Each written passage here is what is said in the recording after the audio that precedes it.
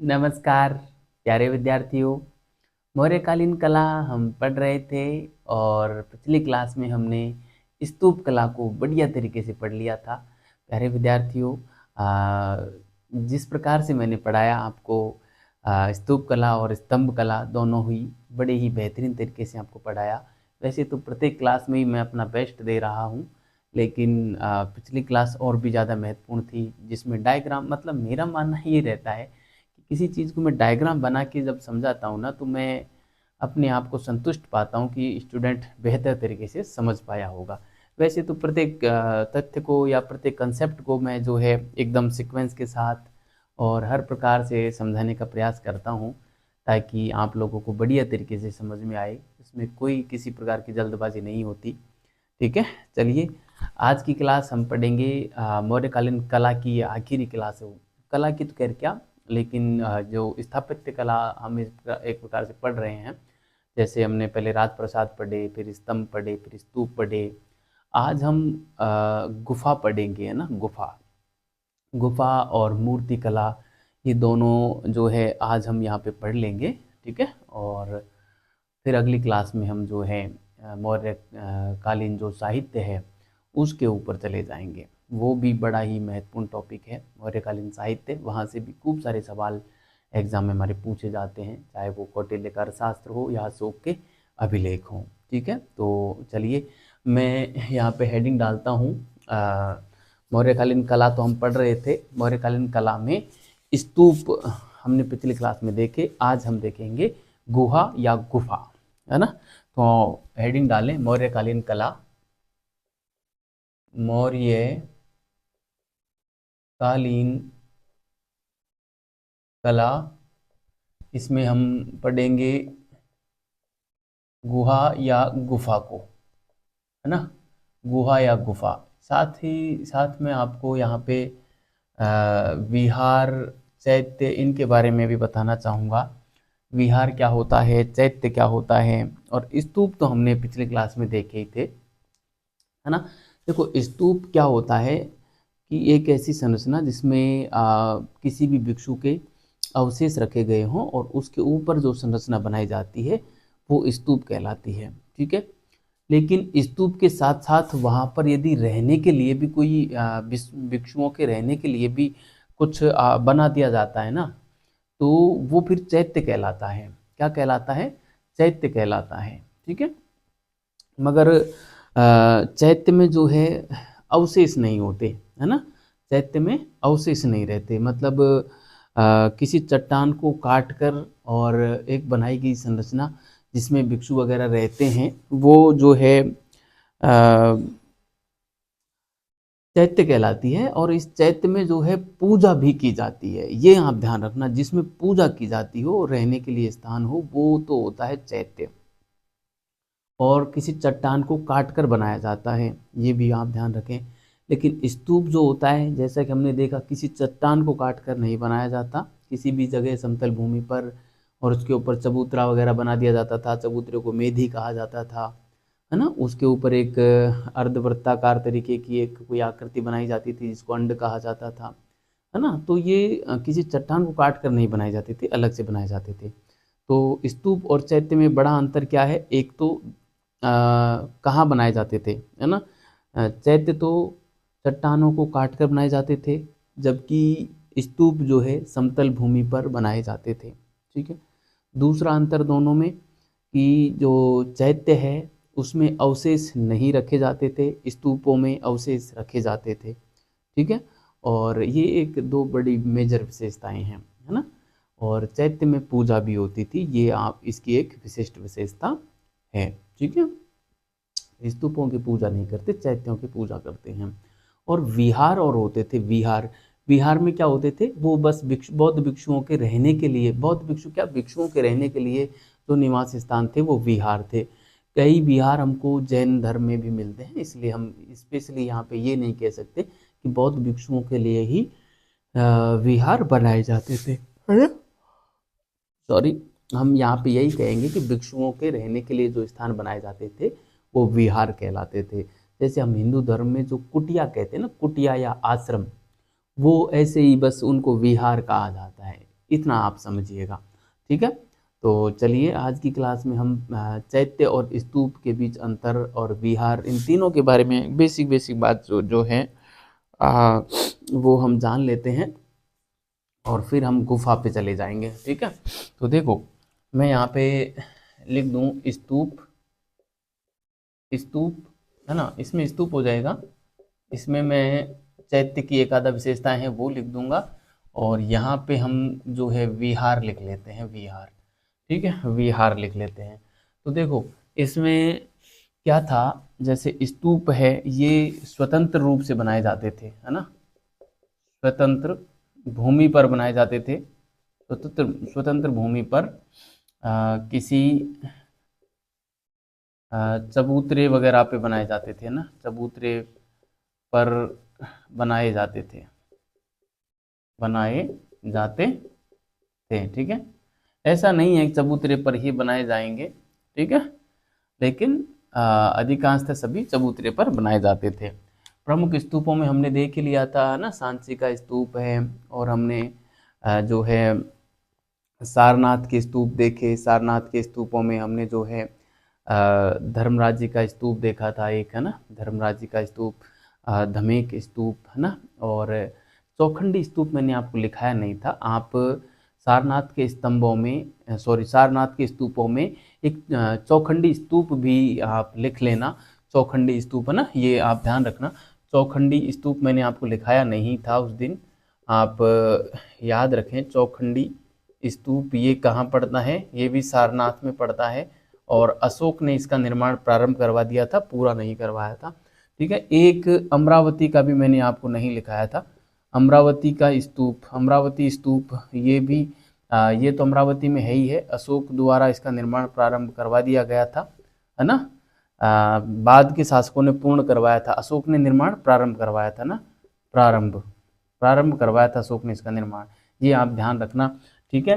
चौखंडी स्तूप और अमरावती स्तूप ये, और इसके अलावा मैंने धर्मराज जी का स्तूप एक तक्षशिला का भी बताया था, कुणाल की स्मृति में बनाया गया था, है ना, एक धर्मराज जी का स्तूप सारनाथ में भी था, है ना, और इतने सारे स्तूपों की बात हमने की। सांची का स्तूप सबसे बड़ा स्तूप त्रिवेदी स्तूप भी कहलाता है, जो बड़ा वाला स्तूप है ना, महास्तूप है वो, ठीक है।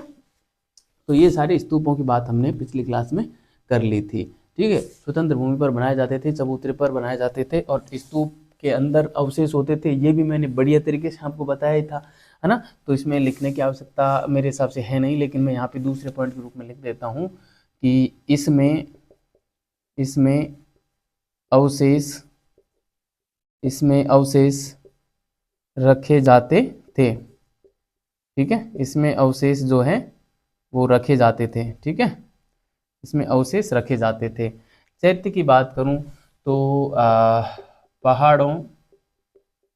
पहाड़ों या चट्टानों को काटकर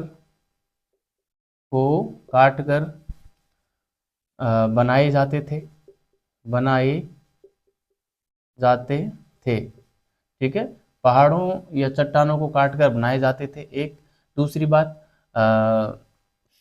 इसमें अवशेष नहीं रहते थे, इसमें अवशेष अवशेष नहीं होते थे, इसमें अवशेष नहीं होते थे, और इसमें जो है पूजा की जाती थी, पूजा की जाती थी, ठीक है, इसमें जो है पूजा की जाती थी। ये एक मेजर अंतर था, ये आप स्तूप और चैत्य के बीच में अंतर आपको ध्यान में रखना है। विहार जो होते थे इसमें भिक्षुओं के निवास स्थान के लिए विहार बनाए जाते थे, इससे ज़्यादा इसमें है नहीं, ठीक है। विहार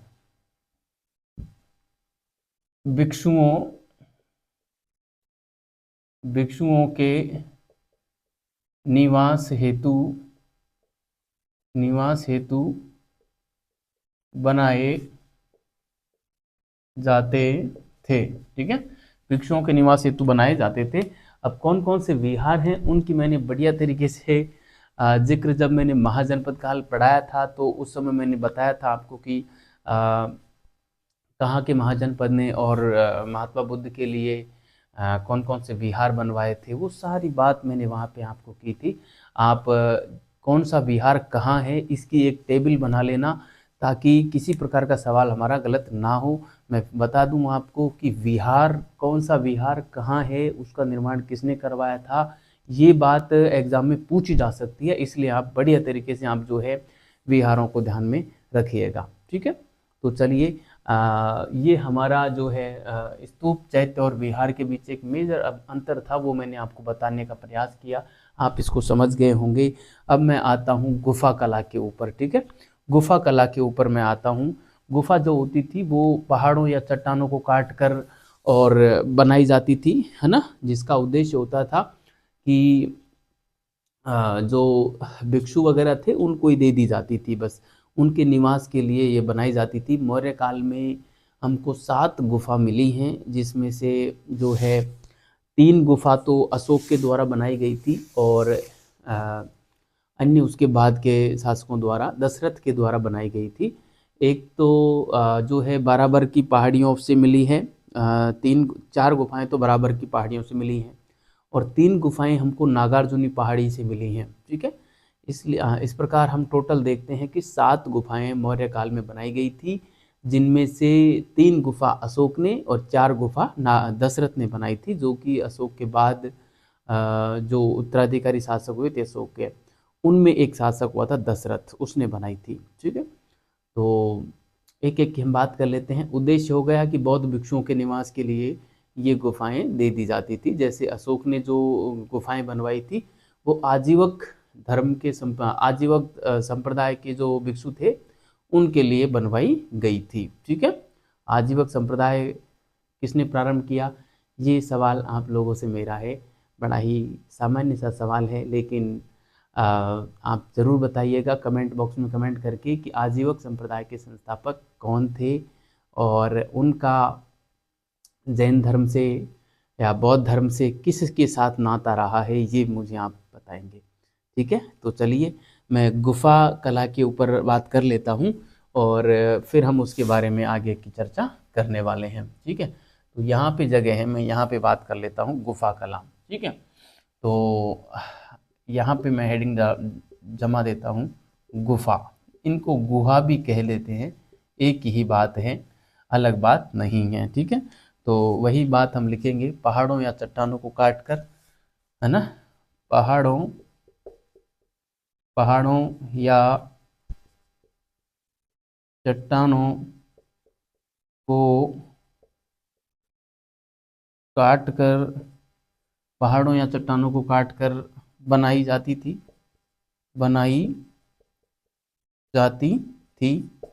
ठीक है, पहाड़ों या चट्टानों को काट कर बनाई जाती थी, समतल भूमि में नहीं बनाई जाती थी मतलब। और दूसरी विशेषता थी इन इनका निर्माण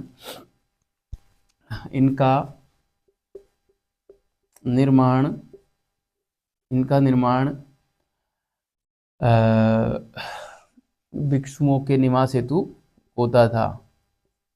भिक्षुओं के निवास हेतु होता था। ठीक है, भिक्षुओं के निवास हेतु होता था, ये एक बेसिक बात है। ऐसा नहीं है कि भिक्षुओं के निवास हेतु ही होता था, ही नहीं लगाया मैंने ना, मतलब मूल रूप से भिक्षुओं के रहने के लिए ये गुफाएं बना दी जाती थी। मौर्य काल में 7 गुफाएं बनी जो आजीवक संप्रदाय के लोगों के लिए बनाई गई थी। मैं यहाँ पे लिखना चाहूँगा, मौर्य काल में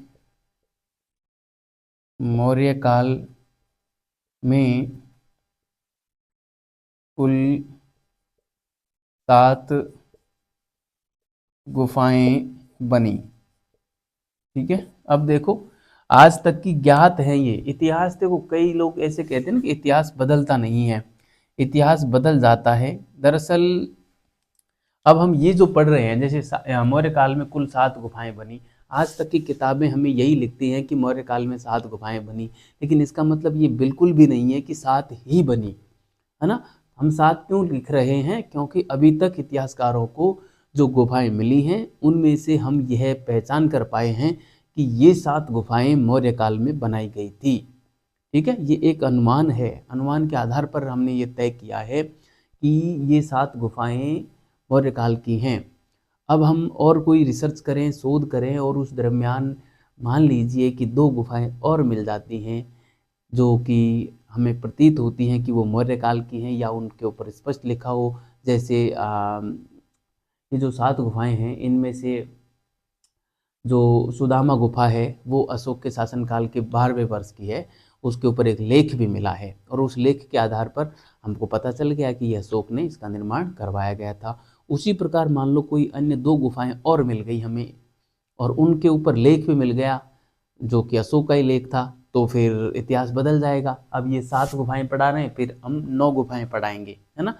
तो कहने का मतलब नए तथ्य आने पर और इतिहास अपने स्वरूप में परिवर्तन कर लेता है या इतिहास के स्वरूप में परिवर्तन हो जाता है, ठीक है। इसलिए इतिहास अपरिवर्तनीय नहीं है, परिवर्तनीय है। इतिहास में परिवर्तन होता है। इतिहास में क्या आता है यह जानने के लिए आप मेरा जो इतिहास का परिचय वाला वीडियो था वो आप ज़रूर देखना, ठीक है। आपको बढ़िया तरीके से समझ में आ जाएगा, ठीक है। और समझना भी चाहिए, तभी इतिहास की प्रासंगिकता है। अन्यथा तो इतिहास जो है सभी लोग पढ़ रहे हैं, पढ़ा रहे हैं, लेकिन अधिकांश लोगों का उद्देश्य सिर्फ नौकरी पाना होता है। नौकरी जैसे ही मिली इतिहास को उठा के साइड में रख देते हैं। मैं कहता हूँ आपको यदि जीवन जीने की कला सीखनी है तो आपको इतिहास पढ़ना होगा। बिना इतिहास पढ़े आप कभी बेहतरीन ज़िंदगी नहीं जी सकते, ठीक है। तो आप ज़रूर इतिहास को पढ़ना और इतिहास को समझने का प्रयास करना कि इतिहास क्या है, ठीक है। तो हम यहाँ पे लिख रहे थे कि मौर्य काल में कुल 7 गुफाएं बनी थी जो आजीवक संप्रदाय के भिक्षुओं के निवास हेतु थी, ठीक है। आजीवक भिक्षुओं के निवास हेतु ये बनाई गई थी 7 गुफाएं, ठीक है। अब ये 7 गुफाएं जो बनाई गई थी उनमें से 4 गुफाएं तो बराबर की पहाड़ियों से हमको मिली हैं, जिनमें से 3 गुफाएं अशोक ने और 1 गुफा दशरथ ने बनाई थी, दशरथ ने बनवाई थी, ठीक है। और बाकी की जो 3 गुफाएं हैं वो हमको मिली हैं नागार्जुनी पहाड़ी से, ठीक है। नागार्जुनी पहाड़ी से जो मिली हैं उनको अशोक ने ही बनवाया था, सॉरी दशरथ ने बनवाया था, ठीक है। और जो बराबर की पहाड़ी से जो मिली हैं उसमें से एक तो है सुदामा, एक है कर्ण चौपार, एक है विश्व झोंपड़ी, है ना। सुदामा, कर्ण चौपार और विश्व झोंपड़ी, ये 3 गुफाएं तो अशोक ने बनवाई थी, जिसमें से जो विश्व झोंपड़ी से तो हमको खैर कोई अशोक का अभिलेख नहीं मिला, लेकिन सुदामा और कर्ण चौपार इन दोनों से अशोक के अभिलेख हमको मिले हैं। और इसमें बताया गया है कि जो सुदामा गुफा है वो अशोक के शासनकाल के 12वें वर्ष की वो गुफा है और जो कर्ण चौपार है वो अशोक के शासनकाल के यानी कि राज्याभिषेक के 19वें वर्ष इसका निर्माण करवाया गया था। ये बात आपको ध्यान में रखनी है, ठीक है। तो चलिए अब हम इसके बारे में लिख देते हैं, थोड़ा सा एक एक के बारे में लिख देते हैं, ठीक है। तो देखो मैं यहाँ पे लिखता हूँ कि बराबर ये गुफाएं, मैं यहाँ पे एक लाइन और लिखना चाहूँगा, ये गुफाएं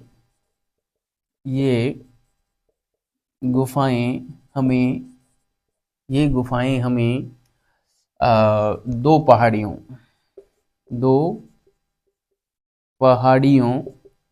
दो पहाड़ियाँ कौन कौन सी हैं?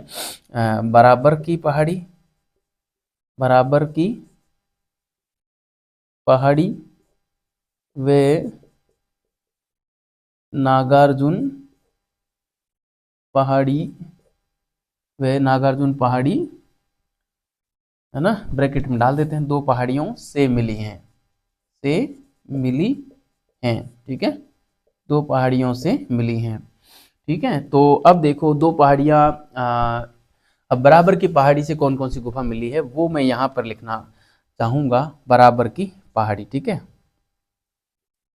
बराबर की पहाड़ी, ठीक है।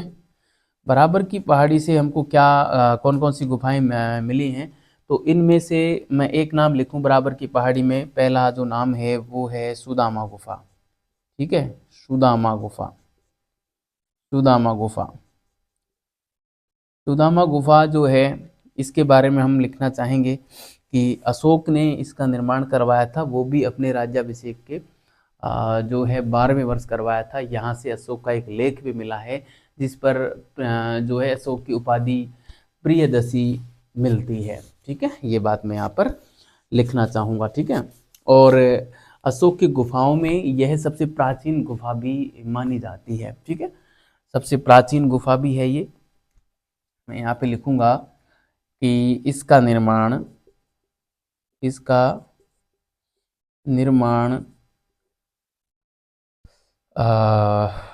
निर्माण अशोक ने शासनकाल के 12वें वर्ष करवाया था। शासनकाल के 12वें वर्ष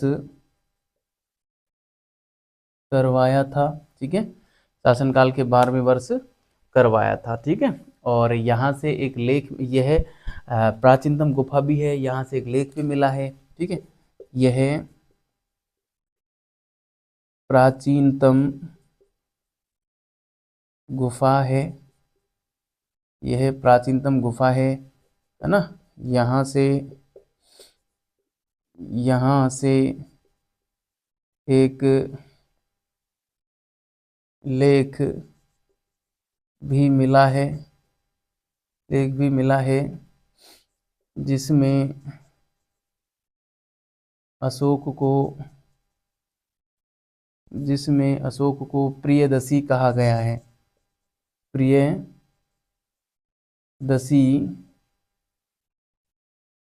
कहा गया है, जिसमें अशोक को क्या कहा गया है, प्रियदर्शी कहा गया है। इसके अलावा एक बात और हमें यहाँ से मिलती है कि यह जो गुफा है वो कर्ण चौपार व लोमस ऋषि की गुफा, इन दोनों के बीच में, और यह सुदामा की गुफा हमको मिलती है, ठीक है। आप गूगल करके देखोगे ना, तब आपको पता चलेगा कि ये जो सुदामा की जो गुफा है वो कर्ण चौपार गुफा जो अशोक ने बनवाई थी, और लोमस ऋषि की गुफा जो कि हमको बनवाई थी दशरथ ने, उन दोनों के बीच में और सुदामा गुफा है ना। कई बार एग्जामिनर को जब मजे लेने होते हैं ना, तब इस प्रकार का सवाल डाल दिया जाता है कि सुदामा गुफा जो है वो विश्व झोंपड़ी व कर्ण चौपार के बीच में स्थित है। फिर एक ऑप्शन ये होगा कि सुदामा गुफा जो है वो कर्ण चौपार व लोमस ऋषि की गुफा के बीच में स्थित है, तो ये वाली लाइन तो हो जाएगी सही, और जो फर्स्ट बार मैंने अभी बोली वो हो जाएगी गलत, है ना। तो इस प्रकार से कभी डिटेल में जब सवाल पूछा जाता है तो इस प्रकार का सवाल आ सकता है।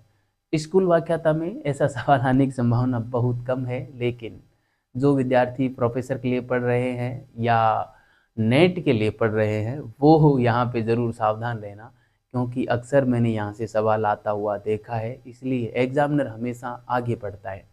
और मुझे लगता है कि अब सवाल इस प्रकार का आगे बनाया जा सकता है, अभी तक तो नहीं बना है लेकिन आगे बनाया जा सकता है, ये बात आपको ध्यान में रखनी है।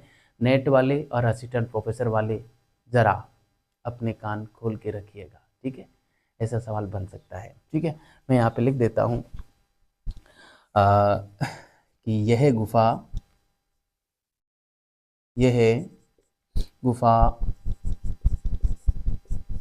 कर्ण चौपार व लोमस ऋषि की गुफा के मध्य स्थित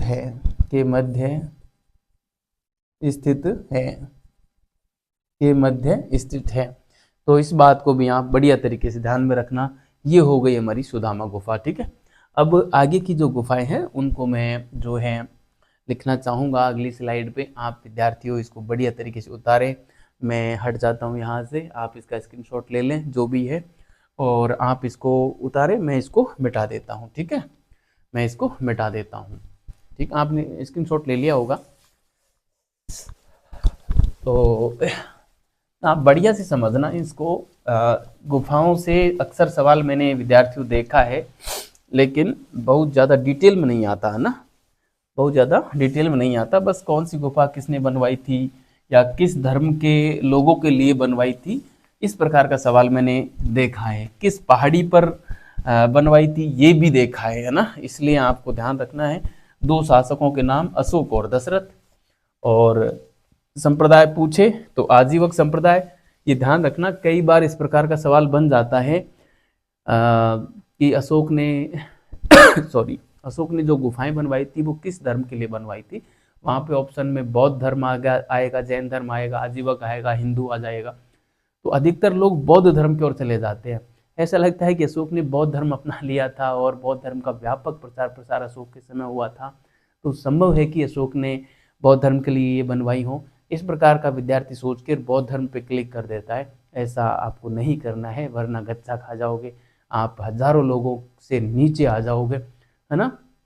इसलिए आपको ध्यान रखना है कि ये जो गुफाएं बनवाई गई थी नागार्जुन की पहाड़ी व बराबर की पहाड़ी पर अशोक और दशरथ के द्वारा आजीवकों के लिए बनवाई गई थी, ना कि बौद्धों के लिए। ये बात आपको बढ़िया तरीके से ध्यान में रखनी है, ठीक है। एक गुफा हमने पढ़ ली थी, सुदामा की गुफा। अब मैं यहाँ पे लिखता हूँ कर्ण चौपार, और हम फिर पढ़ेंगे विश्व झोंपड़ी। इसमें ज़्यादा कुछ नहीं है, कर्ण चौपार बस नाम ही आपको ध्यान में रखना है। दूसरे नंबर की गुफा है कर्ण चौपार, है ना, कर्ण चौपार, ठीक है। यहाँ से भी हमको अशोक का जो है एक लेख मिला है, और वह उस लेख से जानकारी मिलती है कि यह गुफा जो है अशोक ने अपने शासनकाल के 19वें वर्ष बनवाई थी, ठीक है। तो मैं यहाँ पे लिखना चाहूँगा कि यहाँ से एक लेख मिला है, ठीक है। यहाँ से एक लेख मिला है, जिसके आधार पर हम कह सकते हैं कि यह गुफा अशोक ने यह गुफा अशोक ने अपने शासनकाल के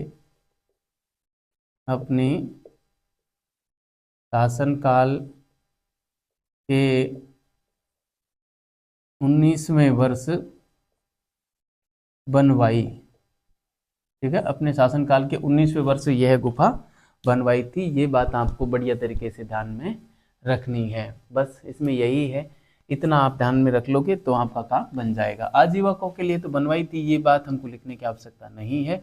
और अंत में आ जाएगी हमारी विश्व झोंपड़ी, ठीक है। विश्व झोंपड़ी भी इसको कहा जाता है, ठीक है। अब इस प्रकार से हम कह सकते हैं कि ये जो तीनों गुफाएं थी ये अशोक ने बनवाई थी। ये बात आपको ध्यान में रखनी है, ठीक है। तो अशोक ने बनवाई थी, ये भी मैं यहाँ पे लिख देता हूँ, अशोक ने बनवाई थी, है ना, अशोक ने बनवाई थी, ठीक है। और उक्त तीनों मैं यहाँ पे लिख देता हूँ, उक्त तीनों आजीवक भिक्षुओं हेतु बनवाई गई थी, है ना, भिक्षुओं हेतु बनवाई, ठीक है। ये बात हो गई यहाँ पे। और बराबर की पहाड़ी की गुफा हम पढ़ रहे हैं, इसमें ही एक गुफा और आपको ध्यान में रखनी है, वो है लोमस ऋषि की गुफा, या लोमस ऋषि की झोंपड़ी भी उसको कहा जाता है। बड़ी ही महत्वपूर्ण है। और ये जो गुफा थी लोमस ऋषि की गुफा, ये दशरथ ने बनवाई थी। और ये जो मौर्यकालीन गुफाएं हैं उसमें सबसे अलंकृत गुफा इस लोमस ऋषि की गुफा को माना जाता है, जो कि मेहराबदार या चापाकार आकृति में बनी हुई है, ठीक है। मेहराबदार या चापाकार आकृति में बनी हुई है, ये बात आपको ध्यान में रखनी है। तो तीसरे नंबर पे तो हमने विश्व झोंपड़ी लिखा, चौथे नंबर पे मैं लिखूंगा यहाँ पर लोमस ऋषि की गुफा, या इसको झोंपड़ी भी कहते हैं, लोमस ऋषि की झोंपड़ी, ये भी आपको ध्यान में रखना है। ठीक है, सबसे पहले मैं यहाँ पे लिखना चाहूँगा इसका निर्माण जो करवाया गया था वो दशरथ के द्वारा करवाया गया था ना। निर्माण किसने करवाया था? दशरथ ने करवाया था। निर्माण जो है दशरथ ने करवाया। ठीक है, निर्माण जो है दशरथ ने करवाया, ये बात आपको ध्यान में रखनी है। दूसरी बात, दशरथ मौर्य वंश का शासक था, दशरथ है ना, उसी ने करवाया था। मैंने आपको लिखवाया भी है, उत्तरवर्ती जो अशोक के जो उत्तराधिकारी थे उनमें मैंने एक नाम लिखवाया भी है। ठीक है, अब इसकी देखो विशेषताएं क्या क्या हैं वो मैं यहाँ पे लिखना चाहूँगा। मौर्यकालीन जो गुफाएं थी, मौर्यकालीन गुफाओं में सबसे अलंकृत है ना, गुफाओं में सबसे अलंकृत गुफा मानी जाती है। ठीक है, मानी जाती है। एक बात तो आपको ये ध्यान में रखनी है। ठीक है, मानी जाती है। नंबर 2, इसकी आकृति जो है इसे मेहराबदार, मेहराबदार या तापाकार बनाया गया है, बनाया गया है। ठीक है, मेहराब क्या होती है? मेहराब आप जानते होंगे, जो हमारा दरवाज़ा होता है, ये हमारा तो खैर क्या आजकल तो बहुत कम इस्तेमाल करते हैं, पहले इस्तेमाल करते थे। दरवाजे जो होते थे, पिल्लर जो खड़े रहते थे दरवाजे पर, उन दो पिल्लर ऐसे खड़े हैं मान लो, ठीक है, उनके ऊपर ये छज्जा रख दिया। ठीक है, बार शोट के ऊपर छज्जा रख दिया, उसके नीचे एक उल्टी ऐसे लटकी हुई रहती थी जिसमें नीचे झल्लर बनी हुई रहती थी, उसको बोलते थे हम मेहराब। जैसे मैं आपको बताना चाहूँ यहाँ पे, ये मान लीजिए कोई खंबा है, ये खंबा है, ये भी एक खंबा है, मतलब स्तंभ है, पिल्लर है। ठीक है, हमारे मकान में लगे हुए हैं, इनके बीच में ये दरवाजा है ना, यहाँ से दरवाजा है, इसके ऊपर ये मान लो हमने छज्जा लगा दिया, या टांड भी बोलते हैं इसको, बार शूट भी बोलते हैं। ठीक है, यदि ये मकान के आगे की साइड बाहर निकला हुआ हो तो इसको छज्जा बोल देंगे, है ना। यदि ये हमारे अंदर रूम के अंदर हो, ये छज्जा है ना, या पट्टी, तो इसको हम टांड बोल देते हैं, है ना। अब इसके ये जो दीवार है, ये जो गेट है, इस गेट पर, सॉरी ओह शाही निकल गई, ये जो गेट है ना, इस गेट में यहाँ पे ये उल्टी लटकी हुई रहती थी, है ना, उल्टी लटकी हुई रहती थी। जैसे मैं यहाँ पे बताऊं, इस प्रकार की आकृति रहती थी, है ना, आपने देखा होगा अक्सर, है ना, इस प्रकार की आकृति जो है पिछले दरवाजों में रहती थी, है ना। तो ये जो है ये है मेहराब, है ना, और ये जो आकृति है ये है मेहराबदार, है ना। तो या हमारा चाप भी कुछ इसी प्रकार से घूमता है ना, चाप हमारा कैसे घूमता है, जैसे ये ऐसे चाप घूमता है ना। तो चापाकार या मेहराबदार हम इस गुफा को कह सकते हैं। ठीक है, मैं इसको मिटा रहा हूँ, आपने इसको उतार लिया होगा। ठीक है ना, ये मैंने इसको मिटा दिया। इसके अलावा यहाँ से कुछ गुप्तकालीन स्तूप भी मिले हैं, ये बात भी आपको ध्यान में रखनी है। तो मैं यहाँ पे लिख देता हूँ कि इसके समीप से गुप्तकालीन स्तूप भी मिले हैं, गुप्तकालीन स्तूप भी मिले हैं। ठीक है, गुप्तकालीन स्तूप भी मिले हैं। तो ये था विद्यार्थियों हमारे लोमस ऋषि की गुफा या लोमस ऋषि की झोंपड़ी, ये आपको बढ़िया तरीके से ध्यान में रखनी है। दशरथ ने इसको बनवाई थी, ये बात मैंने सबसे पहले लिखी, और इसकी क्या क्या विशेषताएं थी ये बात आपको ध्यान में रखनी है। ये इंपॉर्टेंट है, ये ध्यान रखना, मोस्ट लगा देना इसको। यहाँ से सवाल, ये जो विशेषता है इसको लेकर अक्सर सवाल जो है पूछा जाता है। ये अलंकृत गुफा या जो है ना, इस प्रकार की जो है विशेषता, कैसे भी सवाल को घुमा फिरा के और पूछा जा सकता है, ये आप बात आपको ध्यान में रखनी है। ठीक है, ये हम गुफा पढ़ रहे थे, किसकी, कौन सी गुफा पढ़ रहे थे? बराबर पहाड़ियों की गुफा पढ़ रहे थे, जिसमें 4 गुफाएं हमने पढ़ी, जिसमें 3 गुफाएं अशोक ने बनवाई, 1 गुफा दशरथ ने बनवाई। ठीक है, अब मैं आता हूँ नागार्जुन पहाड़ी की गुफा। वहाँ से हमको 3 गुफाएं मिलती हैं, एक गोपी का गुफा जो यहाँ की सबसे बड़ी गुफा है ना, और इसके अलावा 2 गुफाएं और हैं, वदधिका और वहपिका।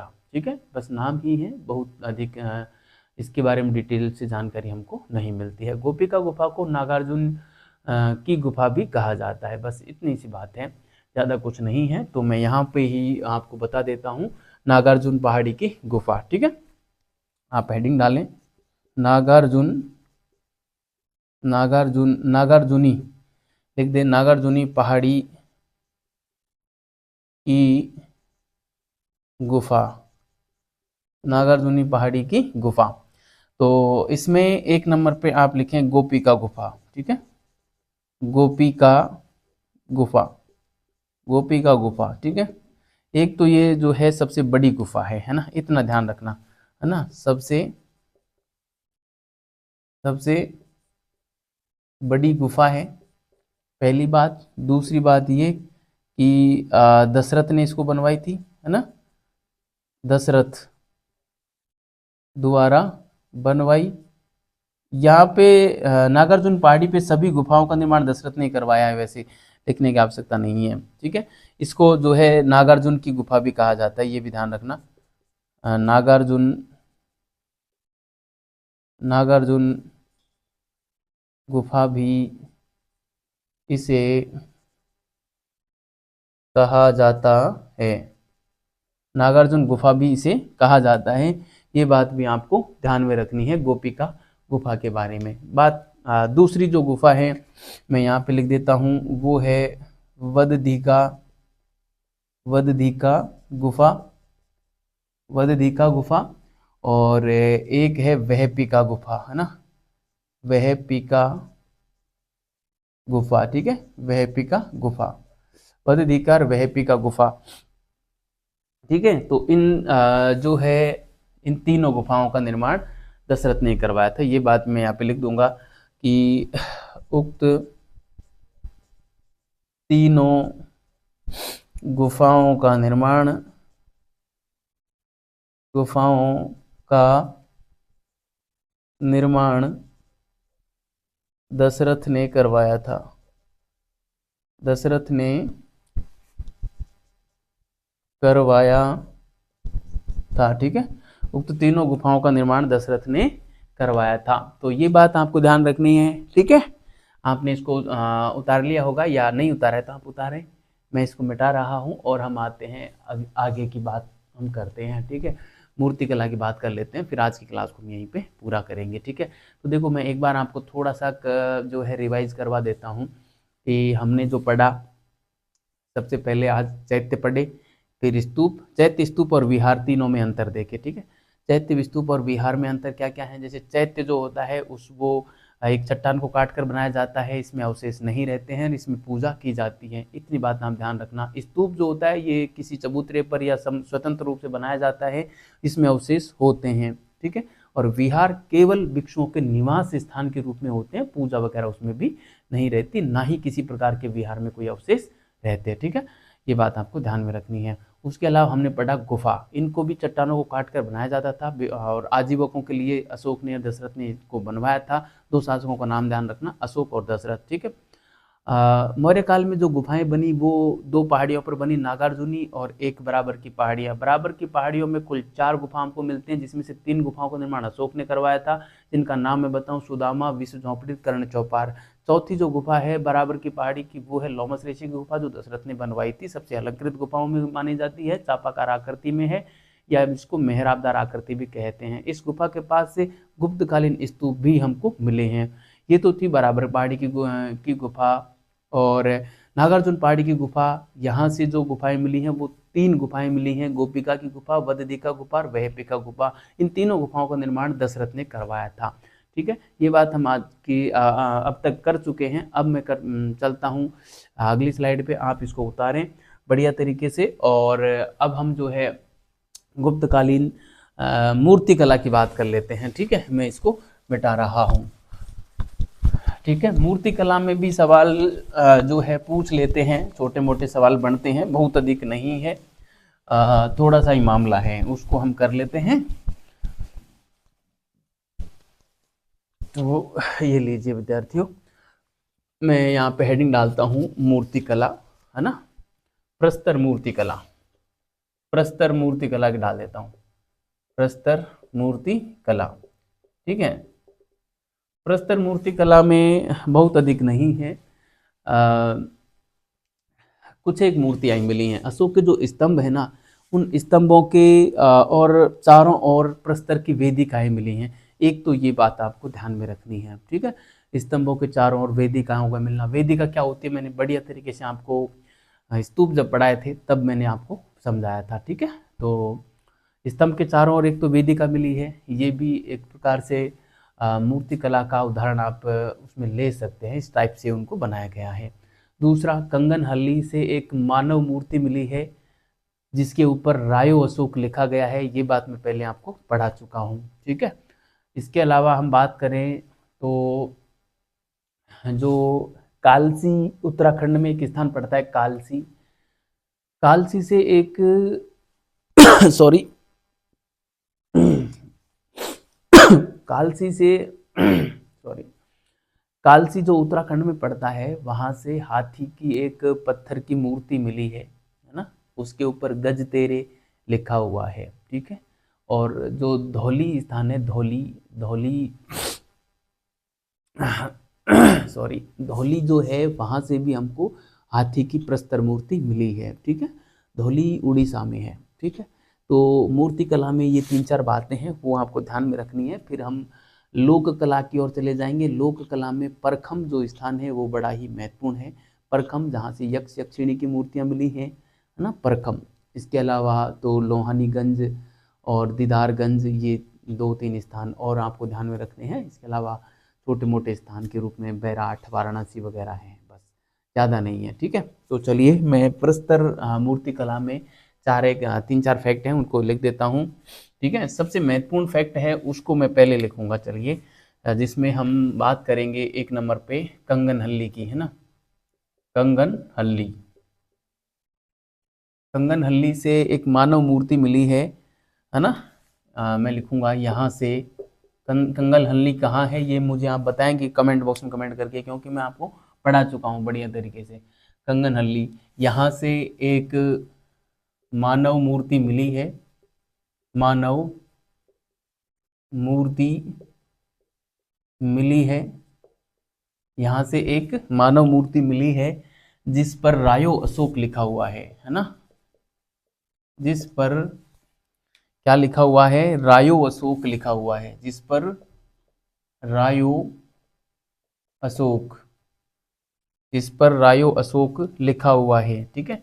इस पर रायो अशोक लिखा हुआ है, ठीक है, जिस पर रायो अशोक लिखा हुआ है। एक बात तो हो गई ये।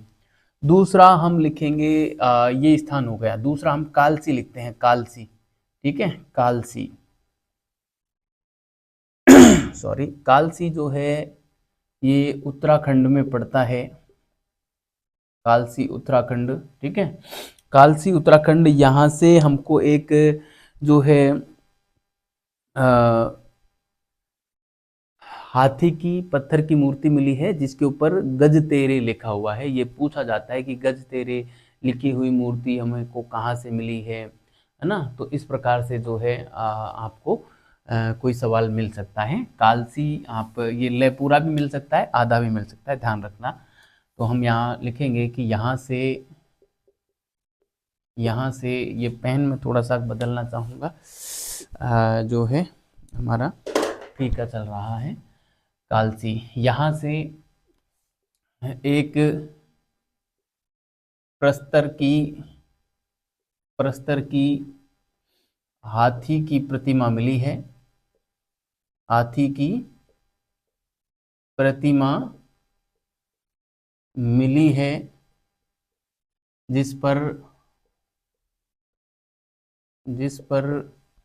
क्या लिखा हुआ है, गज तेरे लिखा हुआ है, जिस पर गज तेरे, जिस पर गज तेरे लिखा हुआ है, जिस पर गज तेरे लिखा हुआ है, जिस पर गज तेरे लिखा हुआ है, ये बात भी आपको ध्यान में रखनी है। तीसरे नंबर पे मैं लिखना चाहूँगा धौली, धौली जो कि उड़ीसा में पड़ता है ना, उड़ीसा, यहाँ से भी एक हाथी की प्रस्तर मूर्ति मिली है, प्रस्तर प्रतिमा, है ना। हाथी की एक प्रस्तर प्रतिमा मिली है, ठीक है। हाथी की एक प्रस्तर प्रतिमा मिली है, कहाँ से? धौली से मिली है, ठीक है। तो ये बात आपको ध्यान में रखनी है मौर्यकालीन कला में। एक फैक्ट और मैंने जो आपको प्रारंभ में बताया था वो भी मैं यहाँ पे लिख ही देता हूँ, क्या पता किस प्रकार का जो सवाल हमारे एग्जाम में फंस जाए तो आपका कोई भी सवाल गलत नहीं होगा। मैं यहाँ पे लिखूँगा अशोक के स्तंभों के चारों ओर प्रस्तर वेदिका मिली हैं, है ना। प्रस्तर, प्रस्तर मतलब पत्थर, है ना। प्रस्तर वेदिका मिली हैं, ठीक है। चारों ओर जो है प्रस्तर वेदिका मिली हैं, ये भी बात आपको ध्यान में यहाँ पे रखनी है, ठीक है। तो ये प्रस्तर मूर्ति कला में आपको ये 4 पॉइंट बढ़िया तरीके से ध्यान में रखने हैं विद्यार्थियों। चारों में से सवाल किसी से भी सवाल जो है आपका यहाँ पे पूछा जा सकता है, आपको बढ़िया तरीके से ध्यान में रखना है। खासकर ये रायो अशोक वाला नाम और ये गज तेरे वाला नाम जो है ये एग्जामों में पूछे जा सकते हैं। यहाँ से सवाल बनने की संभावना कम रहती है, लेकिन यहाँ से सवाल बनने की संभावना प्रबल है, ये आपको ध्यान में रखना है, ठीक है। अब मैं यहाँ से आगे जो है कुछ लोक कला की बात कर लेता हूँ। मौर्यकालीन लोक कला जो थी वो भी पूछी जा सकती है एग्जाम में, तो उसकी बात करके आज की क्लास को हम यहीं समाप्त करेंगे, है ना। तो आप एक हेडिंग डालें छोटी सी, मौर्यकालीन लोक कला, ठीक है। मौर्यकालीन लोक कला। मौर्यकालीन लोक कला में जो प्रमुख स्थान आता है वो एक आता है हमारा जो है परखम का आता है, परखम, ठीक है। परखम आपको ध्यान में रखना है। परखम जो स्थान है ये हमारा जो पूर्वी राजस्थान है उसके पास में ही पड़ता है, मथुरा में पड़ता है। वैसे तो उत्तर प्रदेश राज्य में मथुरा के पास में पड़ता है। यहाँ से हमको एक मणिभद्र यक्ष व यक्षिणी की प्रतिमा मिली थी, है ना। मणिभद्र यक्ष व यक्षिणी की प्रतिमा प्राप्त हुई थी और यक्षों की मूर्ति में यह सर्वश्रेष्ठ मूर्ति यहाँ से मानी जाती है। ये बात आपको ध्यान में रखना है, ठीक है। और इसके अलावा यहाँ से एक और प्रतिमा मिली है, एक और यक्ष की प्रतिमा मिली है जिसका नाम मेरे दिमाग से निकल रहा है, कुछ ऐसा ही नाम है, कुछ याद नहीं आ रहा है, लेकिन है कोई एक और यक्ष का नाम जिसकी मूर्ति मिली है। चलो देखते हैं, जो भी है आप इसको बढ़िया तरीके से ध्यान में रखना, लेकिन ठीक है। परखम यह मथुरा के पास स्थित है, के पास स्थित स्थान है या स्थल है जहाँ से मणिभद्र यक्ष की प्रतिमा मिली है, ठीक है। मणिभद्र यक्ष की मूर्ति मिली है, ठीक है।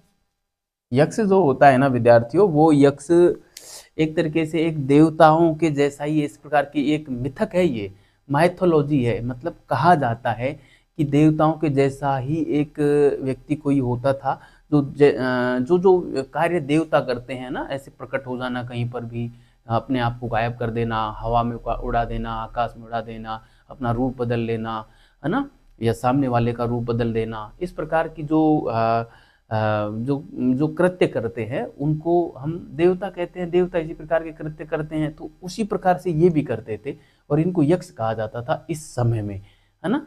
बस आप देवता ही समझना। वर्तमान संदर्भ में जो हम देवताओं को लेते हैं ना, वो मौर्य काल में उस संदर्भ में इनको यक्ष यक्षिणी कहा जाता था। ये बात आपको ध्यान में रखनी है। महाभारत में आपने सुना होगा, जो शिखंडी था, कहते हैं कि वो पिछले जन्म में और भीष्म पितामह का साला लगता था, है ना। सॉरी, भीष्म पितामह का मतलब साला लगता था, और उससे पहले वो अ, हाँ साला लगता था, लेकिन अब इस जन्म में वो शिखंडी बना। तो वो उसका जो जन्म हुआ था ना, वो लड़की के रूप में हुआ था, है ना, लड़की के रूप में हुआ था। और कहा यह जाता है कि 12 साल बाद, 12 साल तक तो वो लड़की ही रहा, लेकिन उसके बाद एक यक्ष से और इनकी भेंट हुई, और जो है वो लड़की से लड़का बन गया। कहानी कुछ बड़ी ही इंटरेस्टिंग है। इस प्रकार से कहानी हुई कि 12 साल का हुआ, उससे पहले ही अ, इसके पिता ने और उसकी शादी कर दी, है ना। तो लड़की के रूप में था, लेकिन उसको ये वरदान, उसके पिताजी को पता था कि ये 12 साल बाद ये लड़की जो है वो लड़का बन जाएगा। बनेगा कैसे ये उसको पता नहीं था। अब उसने क्या किया, 12 साल होने से पहले ही उसने एक लड़की के साथ उसकी शादी कर दी, क्योंकि उसको पता था कि 12 साल के बाद ये लड़का बन जाएगा। अब लड़की की शादी लड़की के साथ हुई। बड़ा ही इंटरेस्टिंग मामला था। लेकिन बाद में जाके जो है वो लड़का बन गया था। अरे ये कहानी बड़ी इंटरेस्टिंग, चल मैं नहीं सुनाऊंगा यहाँ पे। आप कभी मौका मिले तो सुन लेना, कहीं पे गूगल पे वगैरह पे मिल जाएगी आपको, ठीक है। तो कहने का मतलब यक्ष क्या था, मैंने आपको समझा दिया है। मथुरा के परखम नामक स्थान से मणिभद्र यक्ष की मूर्ति मिली है, ठीक है। और यहाँ से एक अन्य यक्ष की भी मिली है, जिसका नाम मेरे को याद नहीं आ रहा है ना। यहाँ से या सॉरी, ये जो यक्ष की प्रतिमा है ये सर्वश्रेष्ठ मूर्ति मानी जाती है ना, ठीक है। मैं यहाँ पे लिखूंगा, यह मूर्ति यह मूर्ति उत्कृष्ट मूर्ति मानी जाती है, मूर्ति मानी जाती है, यह मूर्ति उत्कृष्ट मानी जाती है, ठीक है। अब अलग और लिखूं मैं, एक और जो यक्ष की प्रतिमा मिली है वो यहाँ से एक अन्य यक्ष, उस यक्ष का नाम जो है मृदुगार पानी, कुछ इस प्रकार से नाम है ना, मृदुगार पानी है शायद। यहाँ से एक अन्य यक्ष में ब्रैकेट में डाल दे रहा हूँ, मृदुगार पानी, है ना, मृदुगार पानी, ठीक है। ये इस प्रकार से देखो, नाम तो नहीं पूछा जाएगा, लेकिन इसमें कुछ त्रुटि रही तो मैं अगले एग्जाम में सुधरवा दूंगा, ठीक है। मेरे हिसाब से शायद याद आ रहा है, तो ये ठीक भी हो सकता है, नहीं भी होता आप भी गूगल करके चेक कर लेना, वरना इतना बड़ा कोई इशू भी नहीं है, ठीक है। यहाँ से एक अन्य यक्ष की मूर्ति भी मिली है, अन्य यक्ष की मूर्ति भी मिली है। एग्जाम में सवाल पूछा जाएगा तो ये पूछा जाएगा कि मौर्य काल में यक्ष यक्षिणी की प्रतिमाएं हमको कहाँ से मिली हैं, तो स्थान पूछा जाएगा तो परखम दे देना, ठीक है। सर्वोत्कृष्ट मूर्ति, गुप्तकालीन यक्ष यक्षिणी की सर्वोत्कृष्ट मूर्ति कहाँ से मिली है, उसमें कई स्थान आएंगे। हमारा बयाना भरतपुर का भी आ सकता है ना, और जो है बैराठ जयपुर वाला भी आ सकता है, नोह भरतपुर का आ सकता है, विदिशा का आ सकता है, ये स्थान थे, है ना। वाराणसी का भी आ सकता है, लेकिन आपको सर्वश्रेष्ठ में यही नाम देना है, परखम, ठीक है। ये आर एस प्री में सवाल आया हुआ भी है, ध्यान रखना, शायद 2018 में आया था, आर एस प्री 2018 में, ठीक है। ये बात आपको ध्यान में रखनी है। तो चलो ये हुआ हमारा यहाँ पे। दूसरा जो स्थान है वो है दीदारगंज, दीदार दीदारगंज, ये पड़ता है पटना में, दीदारगंज पटना, ठीक है। दीदारगंज सॉरी दीदारगंज पटना में हमको यहाँ से जो मूर्ति मिली है वो सामरग्राहिणी की, सामरग्राहिणी एक यक्षिणी का नाम था, है ना। सामरग्राहिणी नामक एक यक्षिणी थी, उसकी मूर्ति हमको दीदारगंज से मिली है, जो कि पटना से, दीदारगंज कहाँ पे है, पटना में है, ठीक है। केपी जायसवाल साहब ने सामरग्राहिणी यक्षिणी को स्त्री रत्न कहा है ना, स्त्री रत्न कहा है। बस इसमें यही है, ज़्यादा कुछ नहीं है। तो मैं यहाँ पे लिखना चाहूँगा कि यहाँ से सामरग्राहिणी यक्षिणी की प्रतिमा मिली है, जिसे जिसे काशी प्रसाद जायसवाल साहब ने काशी प्रसाद जायसवाल, है ना। काशी प्रसाद जायसवाल ने, काशी प्रसाद जायसवाल ने क्या कहा है? स्त्री रत्न, स्त्री रत्न कहा है, स्त्री रत्न कहा है, ठीक है। काशी प्रसाद जायसवाल ने इसको स्त्री रत्न कहा है।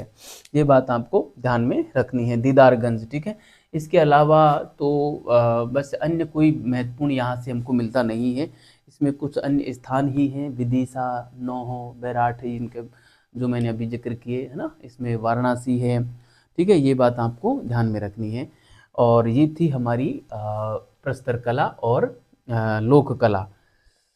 तो मैं यहाँ पे अन्य स्थान लिख देता हूँ, अन्य स्थान 3 नंबर पे, है ना।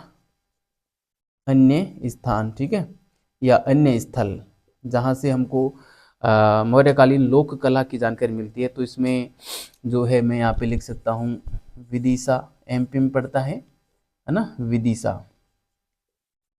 ग्वालियर भी है एमपी वाला, ये भी ध्यान रखना, ठीक है। इसके अलावा हमारे राजपुतानी का नौह भरतपुर में, और बैराठ जयपुर में, ठीक है। नौहो भरतपुर, बैराठ जयपुर, ठीक है। ये बात आपको ध्यान में रखनी है। और बस ठीक है। स्थल में ये हो गए दीदारगंज, विदिशा, ग्वालियर, नौहो, बैराठ, ठीक है।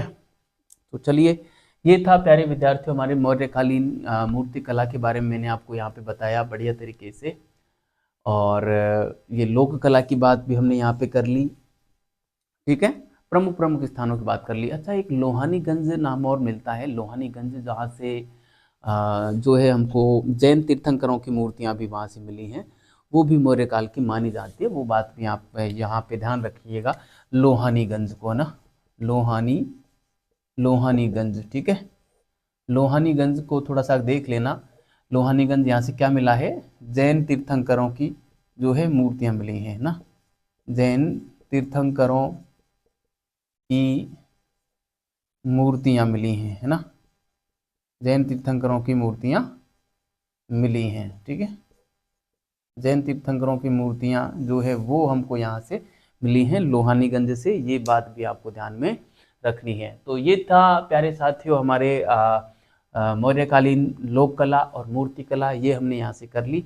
अब पढ़ेंगे हम अगली क्लास में, देखते हैं क्या पढ़ें, मौर्यकालीन साहित्य पढ़ेंगे या हम जो है मौर्यकाल का जो समाज है वो पढ़ेंगे, ठीक है। तब तक के लिए बहुत बहुत धन्यवाद विद्यार्थियों। अच्छे रहिए, मस्त रहिए और इतिहास का मज़ा लेते रहिए।